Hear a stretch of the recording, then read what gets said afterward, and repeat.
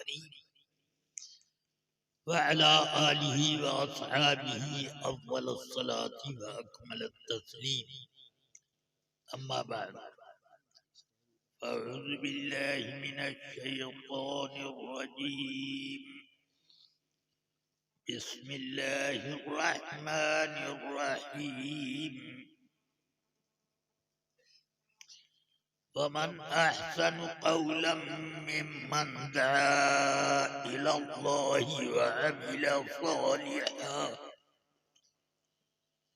وعمل صالحا وقال إنني من المسلمين. صدق اللہ العلی العظیم. ایک بار آپ تمام حضرات نہایت اخلاص و محبت کے ساتھ درود و سلام کا نذرانہ پیش کر لیں. اللہ رب محمد صلی اللہ علیہ وسلم نحن عباد محمد صلی اللہ علیہ وسلم صلی اللہ تعالی علیہ وسلم وبارک وسلم. رفیقان گرامی، عزیزان ملت، میری عمر ایک طویل مدت کو پہنچ چکی ہے اور میں نے بہت بڑے بڑے بزرگوں کی زیارت بھی کی اور ان سے فیض بھی حاصل کیا. اس معاملے میں شاید میرے قد کے برابر کسی اور کا قد نہیں ہوگا. الحمدللہ میں نے عظیم الشان ان مقتدر عمائد دین و ملت کا دیدار کیا اور ان کی صحبت پائی جو سیدنا اعلی حضرت رضی اللہ تعالی عنہ کی بارگاہ نشینی کے فیض سے مالا مال تھے.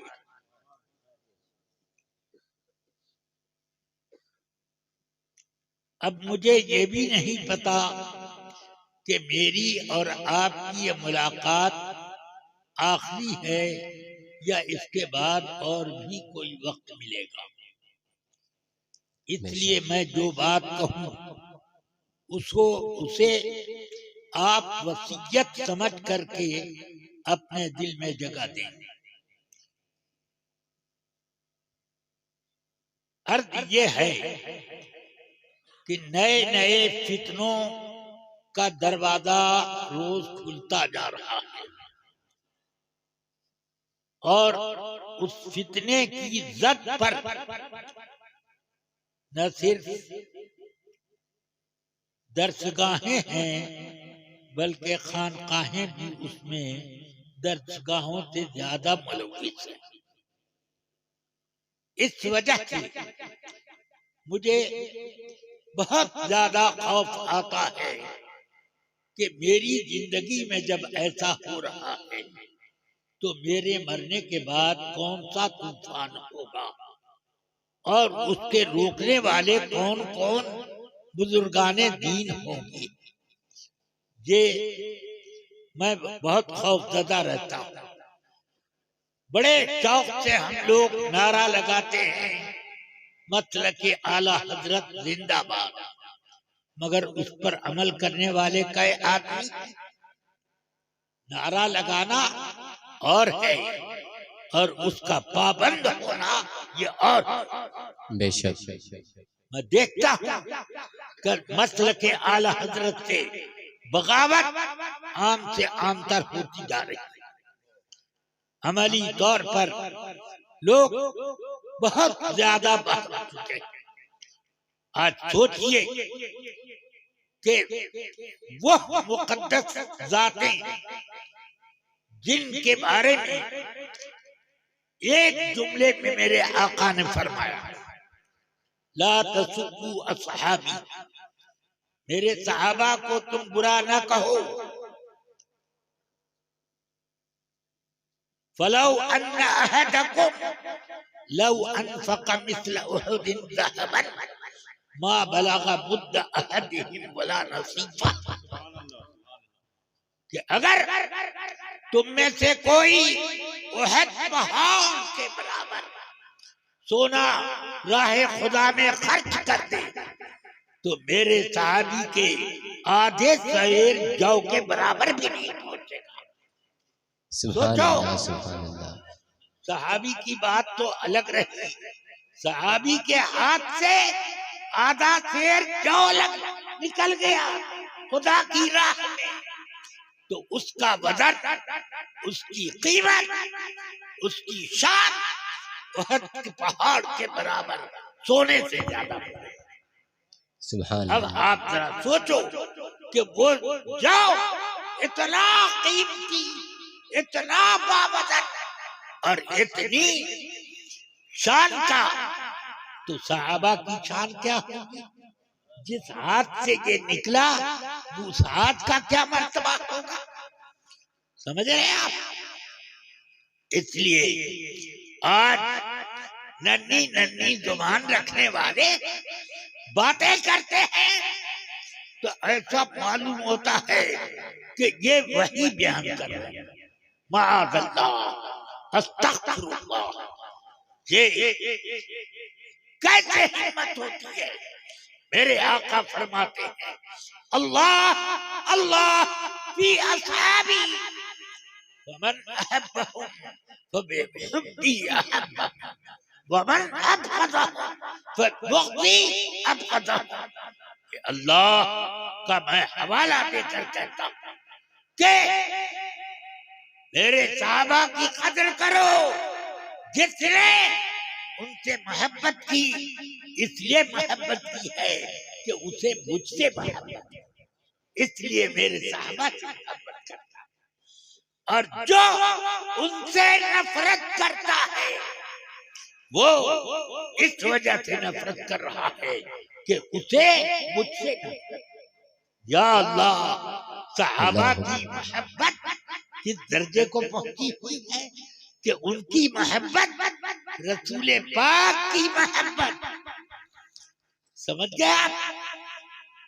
اسی پر مبنی ہے، اور ان سے نفرت ایسی۔ اب آج ٹٹپجیا لوگ پیدا ہو گئے تو نہ معلوم کیسی کیسی باتیں کرتے ہیں۔ وہ سیدنا امیر معاویہ رضی اللہ تعالیٰ جو رسول پاک سید کائنات صلی اللہ علیہ وسلم کے کاتبان وحی میں سے ایک، سبحان اللہ، جن کی ہمشیرہ مکرمہ سیدتنا ام حبیبہ رضی اللہ تعالی عنہا، وہ اتنے درجے بلند ہیں کہ نجاشی نے ان کا نکاح سرکار دو عالم صلی اللہ علیہ وسلم کی، اور سرکار کی بارگاہ میں بہت مقبول تھی۔ سمجھ گئے؟ یہ ہے ان کا رشتہ اتنا قریبی رسول پاک کی بارگاہ میں۔ بہت سے صحابہ امیر معاویہ کو ماموں کہہ کے پکارتے، بے شک، مگر آج کچھ لوگ امیر معاویہ رضی اللہ عنہ کی شان میں گستاخیاں بکتے ہیں، اور وہ یہ دعویٰ کرتے ہیں کہ انہوں نے حضرت علی رضی اللہ تعالیٰ عنہ کے ساتھ اور ان کی نسل کے ساتھ ہمیشہ بغاوت، اور ان کے ساتھ انہوں نے ظلم کا راستہ اختیار کیا۔ غلط ہے۔ خود مولا علی کرم اللہ تعالی وجہ الکریم فرماتے ہیں میرے اور معاویہ کے درمیان ایمان اور کفر کا کوئی جھگڑا نہیں، بلکہ میرے ان کے درمیان صرف ایک جھگڑا ہے کہ وہ ہمارے اوپر ایک الزام عائد کرتے ہیں حالانکہ ہم اس سے بڑے ہیں، یعنی قتل عثمان میں میرا ہاتھ مانتے ہیں حالانکہ میں اس سے بڑی ہوں۔ یہ اتنی بات حضرت سیدنا امام حسن رضی اللہ تعالیٰ نے اپنی خلافت، جو خلافت راشدہ تھی، وہ خلافت امیر معاویہ کو تفویض کی. جو امیر معاویہ کی شان میں بدتمیزی کرتا ہے، وہ سوچے کہ اس کی بدتمیزی کیا امام حسن تک نہیں پہنچی. میرے آقا سرور کائنات نے دیکھا، بخاری شریف میں حدیث ہے کہ حضرت امام حسن جب چھوٹے بچے تھے، وہ اس دروازے سے جو حجرہ عائشہ کا دروازہ مسجد نبوی شریف میں کھلتا تھا، اس دروازے سے سرکار کی طرف لپتے اور میرے آقا منبر پر جلوہ بار تھے. آپ منبر سے اترے کہ یہ لڑکھڑا رہے ہیں، اٹھایا اور لا کر اپنی گود میں بٹھایا. پھر فرماتے ہیں ان ابنی ھذا سید لعل اللہ یصلح به بین فئتین عظیمتین من المسلمین. سبحان اللہ. بخاری شریف اٹھا کے دو تو پتہ چلے گا کہ کیا فرمایا. میرے آقا صلی اللہ علیہ وسلم نے فرمایا میرا یہ بیٹا سردار ہے، سردار. سبحان اللہ. سرداری لوگ تاج پوشی کر کے حاصل کرتے ہیں، مگر میرے آقا تاج اتار کر دینے والی کو سرداری. فرمایا کہ یہ سردار ہے. اللہ تعالی مسلمانوں کے دو عظیم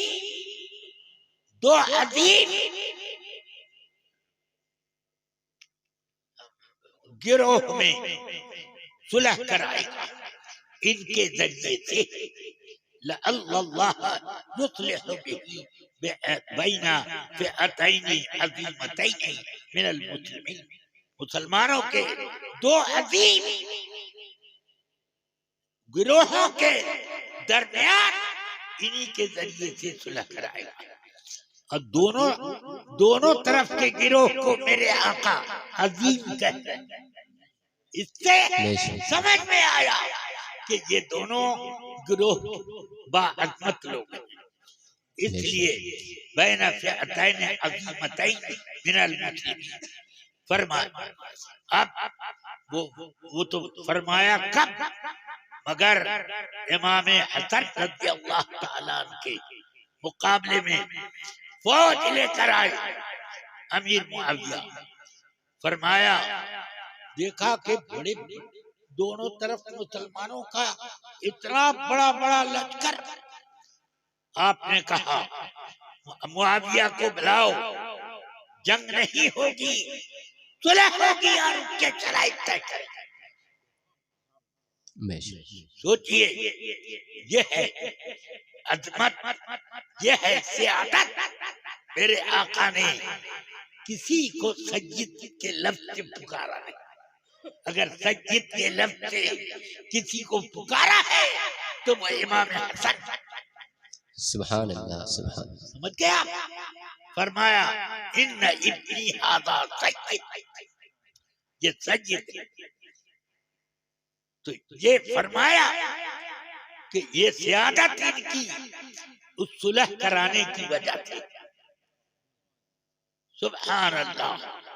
تو اب مجھے بتاؤ کہ حضرت امام حسن رضی اللہ تعالیٰ نے چند شرائط پر حضرت سیدنا امیر معاویہ کو خلافت سونپ دی تو یہ بزدلی نہیں کہلائی، بلکہ یہ اللہ کے رسول فرما رہے ہیں یہ دینا ان کی سیادت کا تاج ہے. سبحان اللہ. سبحان اللہ. سمجھ میں آ رہی ہے بات؟ اب خانقاہ والے لوگ اللہ جانے کہ ان میں کتنے سید ہیں یا بناوٹی ہیں، متسید ہیں، مجھے یہ پتا نہیں، مگر ان کی زبان اتنی بڑی بڑی کھل جاتی ہے امیر معاویہ کے بارے میں. میرے آقا فرماتے ہیں میرے صحابہ کو برا نہ کہو کہ ان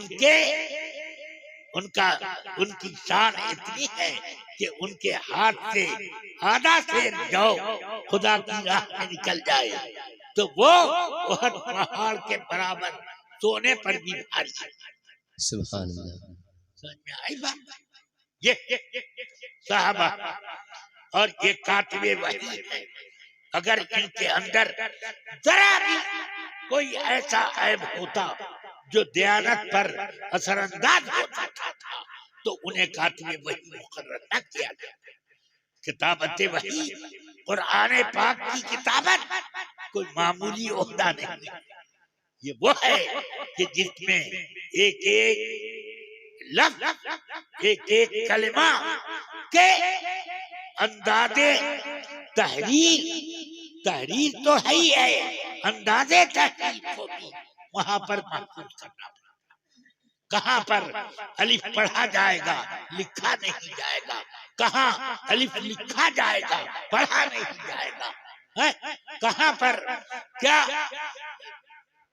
وہ الف نہ ہو اور وہاں پر الف پڑھتے رحمان ایسے پڑھتے مگر لکھا نہیں رہتا۔ ویسے قالو کے بعد الف لکھا رہتا ہے، قالوا کوئی نہیں پڑھتا اس کو۔ تو یہ سب چیزیں کتابت وحی میں صرف قرآن کی املا نہیں تھی بلکہ اس کے ساتھ اس کے رسوم اور لکھنے کے طور طریقے یہ سب بھی رسول پاک سے مربی۔ سمجھ گئے؟ اس طرح کوئی بھی چیز بدلی نہ جائے، اس کو کتابت وحی پر مقرر کیا جاتا ہے۔ سمجھ میں آ رہی بات؟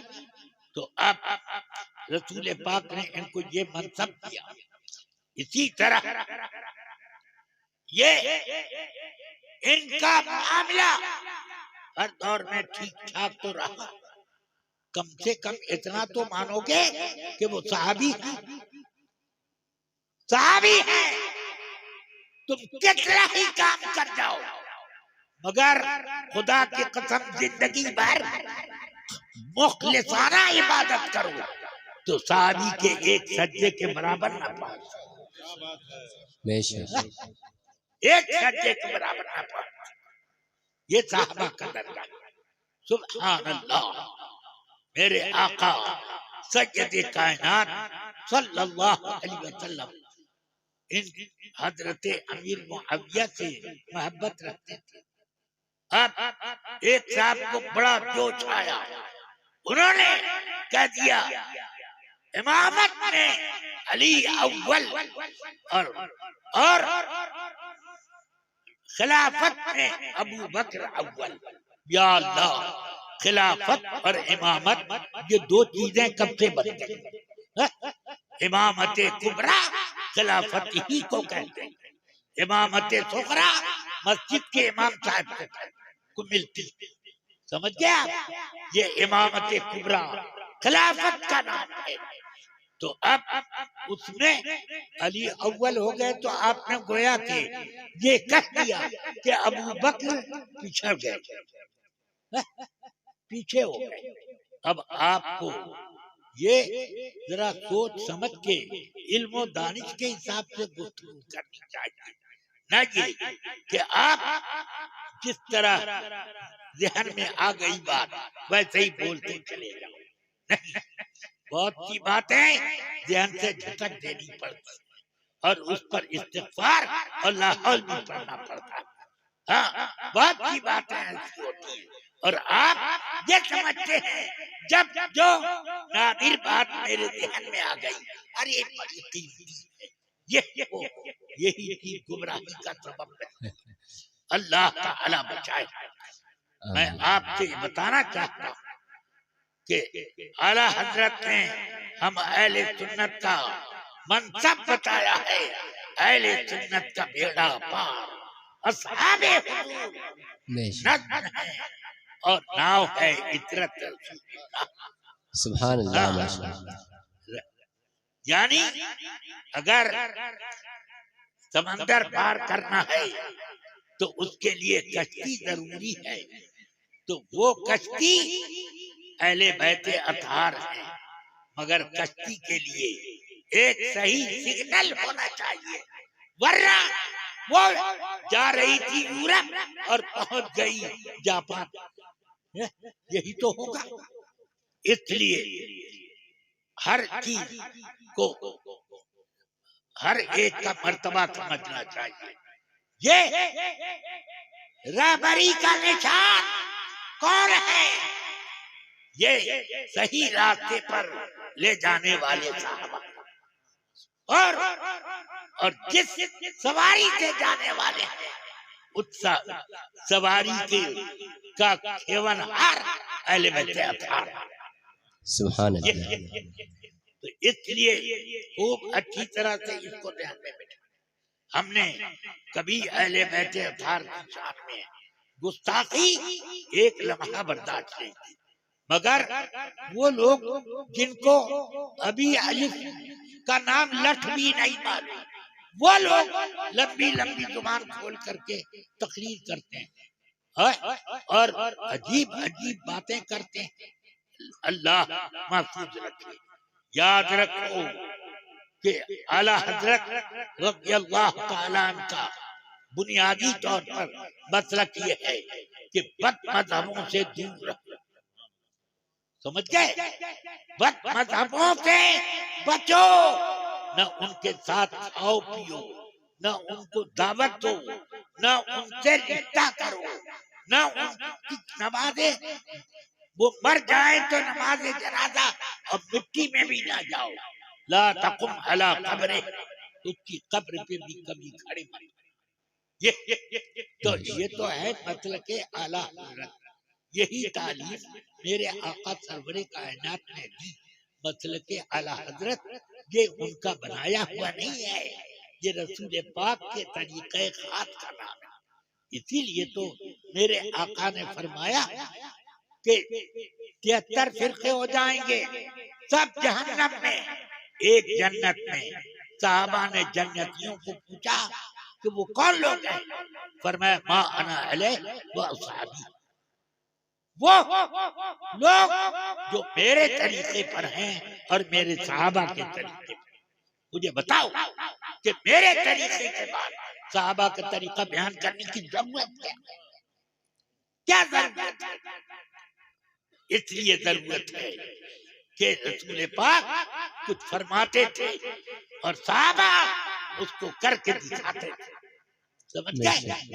ایک بار منبر پر تشریف لائی اور ایک آیت سورہ توبہ کی پڑھی. اس آیت کو پڑھنے کے بعد فرمایا اے فلاں ابن فلاں اخرج من المسجد فإنک منافق، مسجد سے نکل، تو منافق ہے. سمجھ گئے؟ حضور نے اتنا فرمایا. وہ یوں ہل کر کے وہیں بیٹھا رہ گیا. اس کے چچا داد بھائی اٹھے، ٹانگ پکڑی، گھسیٹتے ہوئے مسجد کے باہر لائے اور پٹکا اور 4 لاکھ کہا کہ آج سے تو مسجد میں دکھا تو تیری لاش اٹھے گی. سمجھ گئے؟ تو صحابہ کا یہ طریقہ. میرے آقا نے فرمایا کہ نکل، نہیں نکلا تو میرے آقا لاٹھی لے کے نہیں آ جائے، بلکہ صحابی بے کہے سنے اٹھ گئے. یہ صحابہ کا سبحان اللہ. سمجھ میں آئی بات؟ اسی طرح رسول پاک سرور عالم صلی اللہ علیہ وسلم وضو کرتے تھے اور صحابہ ہاتھ میں پانی گرتا ہوا پانی غسالے کا، یعنی حضور کے وضو کا جو فضلہ یعنی دھول جو گرتا تھا وہ زمین پر نہیں گرتے نہیں دیتے، ہاتھ میں روکتے، چہرے پر، سینے پر، سر پر ملتے تھے. سمجھ گئے آپ؟ یہ صحابہ کا طریقہ. کیا رسول پاک صلی اللہ علیہ وسلم نے بھی کبھی اپنے وضو کا دھون لے کر چہرے پر سینے پر ملا، مگر نہیں، یہ کام صحابہ نے کیا. بے شک تو اس لیے یہ سب طریقے اپنانے ہوں گے صحابہ. بے تو شک میں آپ سے سب یہ کہہ دینا چاہتا ہوں کہ نہ کسی خانقاہ کا اعتبار، نہ کسی درسگاہ کا اعتبار، اور نہ صرف یہ کہ ہم بھی مسلک اعلیٰ حضرت ہیں، بلکہ مسلک اعلیٰ حضرت پر عمل بھی ہے کہ نہیں، یہ دیکھ کر کے بے شک سمجھ سبحان گئے. اللہ. اگر کوئی ایسا پیر ہو جو کسی بھی صحابی خابیر معاویہ ان کی شان میں گستاخی کرے تو اس کی پیری چھوڑ کر کوئی اچھا پیر تلاش کرو. بے سمجھ شک گئے؟ یہ ہونا چاہیے. تب اس کے بعد ایسے لوگوں کی اصلاح ہو، اور اصلاح ہو جائے اللہ کا کرم. اور یہ یاد رکھو کہ خانقاہوں سے اس طرح کے بھیڑ بکری زیادہ نکل کے آئے ہیں جو صحابہ کی شان میں وہ عجب عجب باتیں کرتے ہیں. اللہ تعالی خیر فرمائے. اب میں یہ کہنا چاہتا ہوں کہ مسلک اعلیٰ حضرت میں یہ نہیں جیسا کہ ایک بندر بولتا ہے کہ بس 4 آدمیوں کو اعلیٰ حضرت نے کافر کہا، بس وہی کافر ہیں. یعنی اشرف علی، قاسم نانوتوی، رشید احمد گنگوہی، خلیل احمد امبیڈکر، یہ 4 آدمی. کہاں سے 4 ہی رہ گئے؟ قادیانی کہا گیا، اس کا بھی تو نام اعلیٰ حضرت نے لیا. مگر سنو، اس کے ساتھ یہ کہا من شک فی کفری و عذابی فقط کفر. اس کے کفر میں اور عذاب میں جو شک کرے وہ بھی کافر ہے، انہی کی طرح. تو اس لیے ہمیشہ اس بات کو مد نظر رکھو. کچھ لوگ جھوٹ بولنے کے عادی ہوتے ہیں اور اعلیٰ حضرت کے فتاوا پڑھ کر اس کے غلط معانی اور غلط مطالب لکھتے ہیں. ایک صاحب کو بڑا شوق ہوا، انہوں نے اٹھا کر دیوبندی اور وہابیوں کا ذریعہ حلال کر دیا. سمجھ گئے؟ بڑا شوق تھا ان کو گوشت کھانے کا، حلال حرام دیکھنے کی وجہ سے. یہ تو خوب اچھی طرح سے قدم پھونک پھونک کر آگے بڑھاؤ. اللہ تعالی نے مجھے اتنی ہمت دی ہے کہ میں سب سے ٹکر لیتا ہوں، میں کسی سے ڈرتا نہیں. زندہ باد، زندہ باد، زندہ باد، اللہ اکبر، زندہ باد، زندہ باد، سبحان اللہ سبحان. بڈھا ہو گیا میں، میری عمر کا شاید کوئی عالم کہیں کسی کونے میں مل جائے، ہاں مگر الحمدللہ جوانوں سے کم نہیں ہے میری کیا دین کہنے، کی بے اجازت کے شک معاملے میں. اس لیے آپ سب کو میری بات مضبوطی کے ساتھ گرہ باندھ کر کے رکھنا چاہیے. بس میں سب کے لیے دعا کرتا ہوں اللہ تعالی ہم سب کو ہدایت پر قائم رکھے. اس زمانے میں اگر فقیہ ملت اپنی حیات ظاہری میں ہوتے تو جو میں کہہ رہا ہوں اس سے زیادہ سخت بات ہے. بے شک. ہاں کہیے صحیح ہے کہ نہیں؟ اس زمانے میں اگر وہ اپنی حیات ظاہری میں ہوتے تو جتنا میں کہہ رہا ہوں اس سے زیادہ وہ کہتے اور اس سے زیادہ وہ لکھتے. تو اس لیے آپ سب کو اس عرس کے تبرکات میں سے یہ میری باتیں گرہ باندھ کر کے لے جانا چاہیے. وصلی اللہ تعالی علی النبی الکریم وآلہ وصحبہ اجمعین. کل کا وقت میں نے کچھ لے لیا اب، اس لیے اب جی ہاں یہ بھی ہاں